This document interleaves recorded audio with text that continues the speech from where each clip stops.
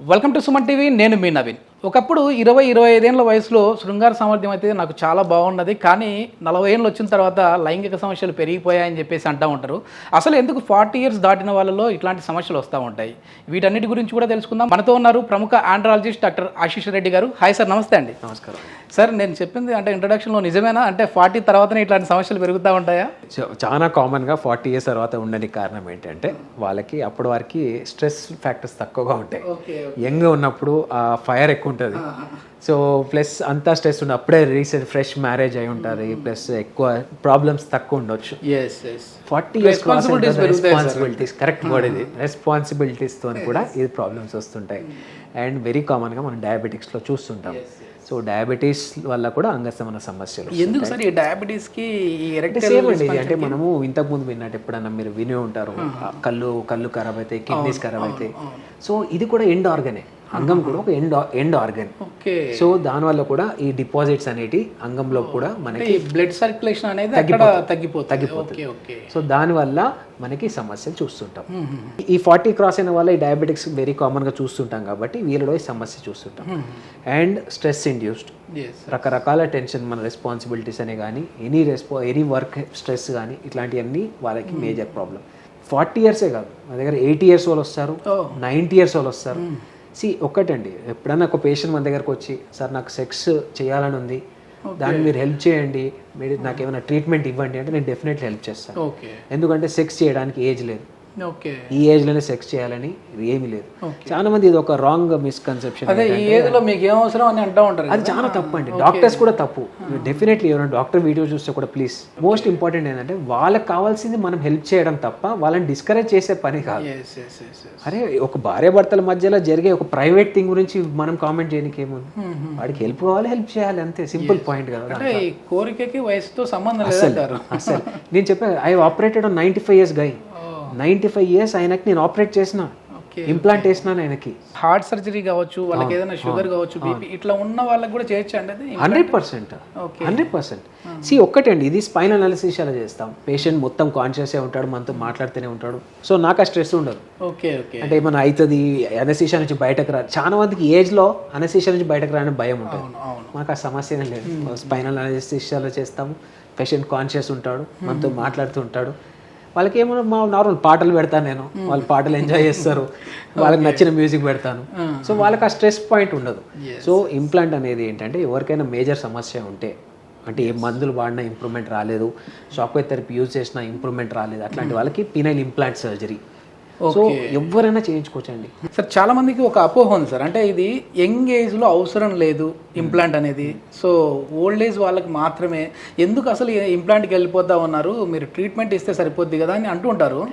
ఎందుకు అసలు ఇవ్వాల్సిన పరిస్థితి ఎందుకు వస్తూ ఉంది యంగ్ ఏజ్లో? సైకలాజికల్గా వాళ్ళు స్ట్రాంగ్గా లేకపోయినా, పర్ఫార్మెన్స్ యాంగ్జైటీ చాలా సివియర్గా ఉన్నా, ఎన్నో రకాల మందులు వాడినాక కూడా ఇంప్రూవ్ కాకపోతే ఇంప్లాంట్ ఇస్ బెస్ట్ ఆప్షన్. ఎందుకంటే లా కూడా ఏం చెప్తుందంటే, 1 సంవత్సరం పీరియడ్లో సెక్స్ చేయకుంటే డైరెక్ట్ గ్రౌండ్స్ ఫర్ డివోర్స్. ఎందుకంటే అది ఫిమేల్ సైడ్కి క్రూయాలిటీ కింద కన్సిడర్ చేయొచ్చు. నేనే చెప్తాను చాలా మందికి అవసరం లేదు ఇంప్లాంట్, చూద్దాం అని. కానీ నాకు ఆప్షన్ ఏమి కనిపించినప్పుడు, అన్ని ట్రై చేసి ఫెయిల్ అయినప్పుడు, వాళ్ళ లైఫ్ని కాపాడడానికి, అరే మీరు నమ్మరు, వీళ్ళు చాలా సూసైడల్ వెళ్ళిపోతారు. ఇన్ని చేసినా నాకు అయితే లేదు, నా ఫ్యామిలీ పరువు ఏమవుతుంది, నా పరువు ఏమవుతుంది, వైఫ్ ఏమనుకుంటుంది, నా సొసైటీ ఏమనుకుంటుంది, ఇట్లాంటి సివియర్ కండిషన్ పోయి సూసైడ్ చేసేసుకుంటారు. ఇప్పుడు వైఫ్కి తెలియకుండానే వచ్చి ఇంప్లాంట్ చేసుకొని వెళ్ళే వాళ్ళు కూడా ఉంటారా?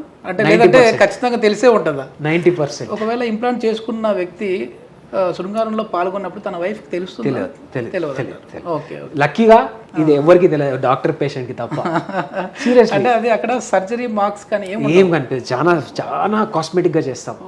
ఇంత చిన్న కట్ లో అయిపోతుంది ఆపరేషన్ మొత్తం, అది కూడా కింది లేయర్స్ లో చేస్తాం.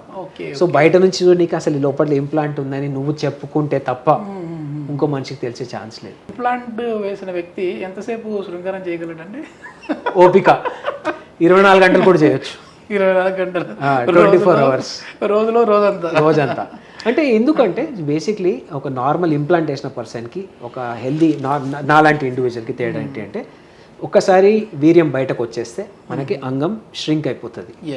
ఎందుకు నెక్స్ట్ రౌండ్కి ప్రిపరేషన్ అవుతుంది, డిటర్మినేషన్స్ టైమింగ్ అంటాం దీన్ని. ఓకే, కానీ దీంట్లో ఇంప్లాంట్ వేసిన తర్వాత వీర్యం అవుట్ అయిపోయినా కానీ అంగం చిన్నగా అవ్వదు. వీర్యం అవుట్ అవుతుంది, పిల్లలు అవుతారు, అంతా నార్మలే.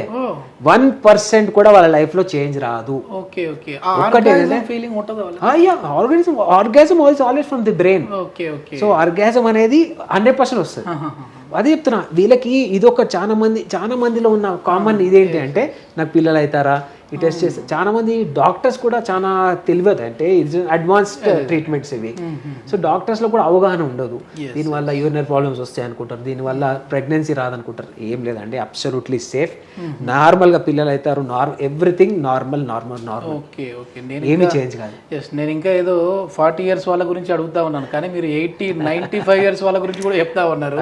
సో మీలాంటి సర్జికల్ ఆండ్రాలజిస్ట్ దగ్గరికి వచ్చారు అని అంటే వాళ్ళు బిఫోర్ చాలా మందులు వాడి ఉంటారు కదా, అంటే వాళ్ళు ఇంకా ఏది సూటబుల్ కాదు వాళ్ళకి. ఇంకా హైలైట్ ఏంటంటే మాకు కాంపిటీషన్ అనుకోండి, టెంట్ నుంచి హాస్పిటల్ వరకు వాడు ఎన్నో దగ్గర పోయొచ్చు ఉంటాడు.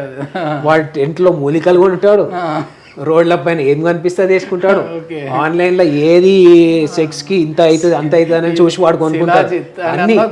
అన్ని రకాల ప్రయత్నం చేసి నా దగ్గరకు వస్తారు. మా దగ్గర ఏంటి అంటే సింపుల్, అంటే నేనేంటి, నాకు డయాగ్నోసిస్ కావాలి. అరే వీడికి అంగసమ సమస్య ఉంది, వెరీ గుడ్, ఎందుకు వచ్చింది, ఈజ్ ఇట్ బ్లడ్ ఫ్లో తగ్గిందా లేకపోతే సైకలాజికలా, సింపుల్ టెస్ట్ లో బయటకు వచ్చేస్తుంది. దాన్ని బట్టి ట్రీట్మెంట్స్ ఉంటాయి, ఇలా ట్రీట్మెంట్స్ ఉంటాయి. సో అది చాలా ఇంపార్టెంట్. చాలా మంది ఇంకొకటి ఏంటంటే వాళ్ళ ఫైనాన్షియల్ కండిషన్ ఏదో కానీ, సార్ మాత్రలు రాసియండి, టాబ్లెట్ రాసియండి, నాకు గోళీలు వేసుకుంటా నేను మంచిగా అయిపోయి. అరే నీకు సమస్య ఏదో తెలియాలి కదా, నాకు ఎన్ని రోజులు గోళీలు వాడతాం, ఎన్ని రోజులు టాబ్లెట్స్ వాడతాం. సో ఒక్కసారి డయాగ్నోసిస్, ఆ సమస్య ఏంటి, దానికి ఒక ఆన్సర్ దొరికింది అనుకోండి, ఎక్సలెంట్ ట్రీట్మెంట్ అయిపోతుంది. ఓకే, అంగస్తమన సమస్య ఉందా లేదని తెలుసుకోవాలంటే ఎట్లాంటి టెస్ట్ ఉన్నదంటే ఒక proper discussion with andrologist. Okay, డాక్టర్తో డిస్కస్ చేస్తే మాకు 90% తెలిసిపోతుంది అసలు వీడి మైండ్లో ఉందా లేకపోతే నిజంగా ప్రాబ్లం ఉండొచ్చా. అండ్ హ్యాబిట్స్ ఏమైనా ఉన్నాయా, అంటే స్మోకింగ్ చేస్తారా, డయాబెటీస్ ఏమైనా ఉందా, కార్డియాక్ ప్రాబ్లమ్స్ ఏమైనా ఉన్నాయా, ఇవన్నీ తెలుసుకుంటాం. దాన్ని బట్టి టెస్టింగ్ మీకు అవసరమా లేదా తెలిసిపోతుంది. సో బేసిక్ టెస్ట్లు ఏముంటాయండి, హార్మోన్స్, సెక్స్ హార్మోన్స్, మన బాడీలో సెక్స్ హార్మోన్స్ ఎట్లా ఉన్నాయి, కొలెస్ట్రాల్ ఎట్లా ఉంది, షుగర్ కంట్రోల్లో ఉందా లేదా, ఈ 3 టెస్ట్లు. దాంతోపాటు స్కానింగ్, అంగానికి ఒకసారి స్కాన్ చేసి చూస్తాం ఎంత ఫ్లో వస్తుంది, అంగం లోపల ఏమైనా మైక్రో ఇంజురీస్ ఉన్నాయా. ఎప్పుడన్నా కొంతమంది చాలా మంది హస్తప్రయోగం చేసుకునే వాళ్ళు, ఇది ఇంకో కామన్ డౌట్ అండి. ఈ రోజు మనం దీంట్లో ఈ వీడియోలో హస్తప్రయోగం ఎంత అపోహ అండి. సో హస్తప్రయోగం చాలా హెల్తీ, దానివల్ల ఎటువంటి నష్టం లేదు. వారానికి 2 సార్లు మాత్రమే చేసుకోండి. దీనివల్ల బెనిఫిట్ చెప్తా. ఫస్ట్ బెనిఫిట్ ఏంటి అంటే, వీర్యం రెగ్యులర్గా బయటకు పోకపోవడం వల్ల టెస్టిస్లో ఇన్ఫెక్షన్స్ వస్తాయి, ప్రాస్టేట్లో ఇన్ఫెక్షన్స్ వస్తాయి, సెమినల్ వెసికల్స్లో ఇన్ఫెక్షన్స్ వస్తాయి. మీరు 3 రోజులకు ఒకసారి హస్తప్రయోగం చేసుకోవడం వల్ల ఈ ఫ్లూయిడ్స్ రెగ్యులర్గా బయటకు పోయి కొత్త ఫ్లూయిడ్ స్టార్ట్ అవుతుంది.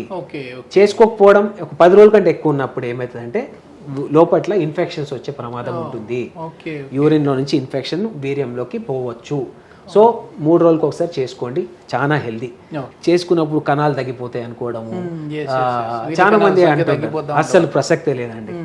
కణాలు ఎప్పుడు తగ్గవు. హస్తప్రయోగానికి వీర్య కణాల సంఖ్యకి ఇంటర్లింక్ లేదంటారు అసలు లేదు. కానీ ప్రెగ్నెన్సీ ప్లాన్ చేసే వాళ్ళలో వీర్యం బయటికి ఎక్కువ వెళ్ళిపోతా ఉంటే, అంటే మనం ఎన్నో రకాల రక్తం బొట్టు కలిపి ఒక వీర్యం అవుతుందని కొద్దిమంది అంటుంటారు. రక్తానికి వీర్యానికి సంబంధం లేదు. కొన్ని మిలియన్ స్పర్మ్స్ తయారవుతుంటాయి మన బాడీలో ప్రతి సెకండ్. మన గుండె ఎంత కొట్టుకుంటుందో స్పర్మ్ ప్రొడక్షన్ కూడా 24/7 రన్ అవుతుంటుంది. సో ఇదేంట్లోనూ అది అంతే. సో కానీ అది ఒక్కసారి బయటకు పోవడం వల్ల రిఫ్రెష్ అవుతుంది, కొత్త కణాలు తయారవుతుంటాయి. ఎందుకంటే అట్లా ఎక్కువ రోజుల తర్వాత గ్యాప్ తర్వాత సెక్స్ చేసినప్పుడు ప్రెగ్నెన్సీ కోసం ట్రై చేసే వాళ్ళలో అబార్షన్స్ అయ్యే ప్రమాదం ఉంటుంది. ఎందుకంటే ఎక్కువ రోజులు అవ్వడం వల్ల స్పర్మ్లో DNA డ్యామేజ్ జరుగుతుంది.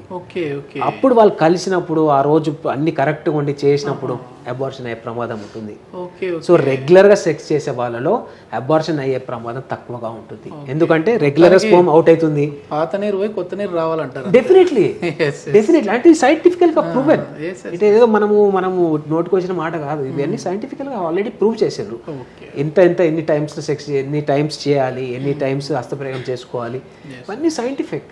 ఓకే. ఏం స్ట్రెస్ ఉండదు. 40 ఏళ్ళు కాదు కదా, 80 ఏళ్ళు దాటిన వాళ్ళలో కూడా అంగస్తంభన సమస్యలు వచ్చాయి అని అంటే ఇంప్లాంట్ చేసుకోవడం అయితే సేఫ్ అని చెప్పేసి ప్రముఖ ఆండ్రాలజిస్ట్ డాక్టర్ ఆశీష్ గారు అయితే చెప్తా ఉన్నారు. సో దీనికి సంబంధించి ఫర్దర్ ఇన్ఫర్మేషన్ ఏదైనా కావాలంటే సార్ కాంటాక్ట్ నెంబర్ ప్రొవైడ్ చేస్తా ఉన్నాం, మీరు నేరుగా హాస్పిటల్ వారితో మాట్లాడచ్చు. Thank you sir. Thank you అండి.